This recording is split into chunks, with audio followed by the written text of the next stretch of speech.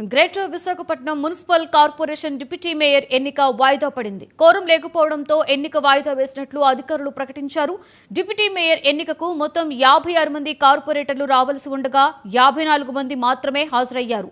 జనసేన అభ్యర్థిగా దల్లి గోవిందరెడ్డిని ఎంపిక చేయడంతో అసంతృప్తితో ఉన్న టీడీపీ కార్పొరేటర్లు ఎన్నికకు గైహాజరయ్యారు. దీంతో కోరం లేకపోవడంతో విశాఖ డిప్యూటీ మేయర్ ఎన్నిక వాయిదా పడింది.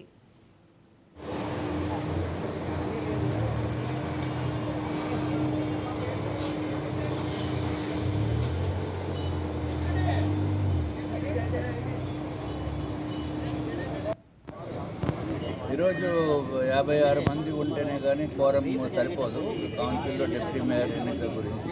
కానీ ఓన్లీ 54 మెంబర్స్ ఉన్న వలన ఎన్నిక పోస్ట్పోన్ అయింది. అది రేపు మళ్ళీ రేపు 11 గంటలకి మొదలవుతుంది. సో దాంట్లో ఇబ్బంది ఏం లేదు. రేపు ఖచ్చితంగా డిప్యూటీ మేయర్గా దల్లి గోవిందరెడ్డి గారు జనసేన పార్టీ నుంచి ఎన్నిక అవుతారు అని చెప్పి తెలియదు.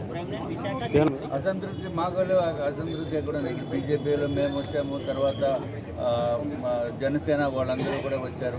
టీడీపీలో కొంతమంది రాలేదు.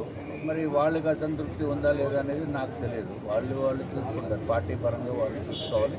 మాకైతే దాని గురించి ఏమి తెలియదు. రేపైతే ఖచ్చితంగా వస్తారు అంటే డౌట్.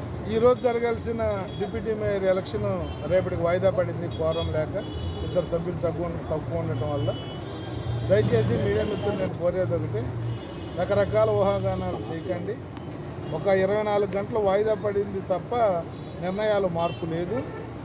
మిత్రపక్షమైన ఎన్డీఏ కూటమిలో మిత్రపక్షమైన జనసేన అభ్యర్థి దల్లి గోవిందరెడ్డి రేపు డిప్యూటీ మేయర్గా ప్రమాణ స్వీకారం చేయబోతా ఉన్నాడు. ఇది తథ్యం. ఇది చంద్రబాబు నాయుడు గారు, పవన్ కళ్యాణ్ గారు తీసుకున్న నిర్ణయం. దాన్ని మేము శిరసావహిస్తాం. రేపు పొద్దున్న మంచి మెజార్టీతో గెలవబోతాం. పశ్చిమ గోదావరి జిల్లా ఆత్తిలి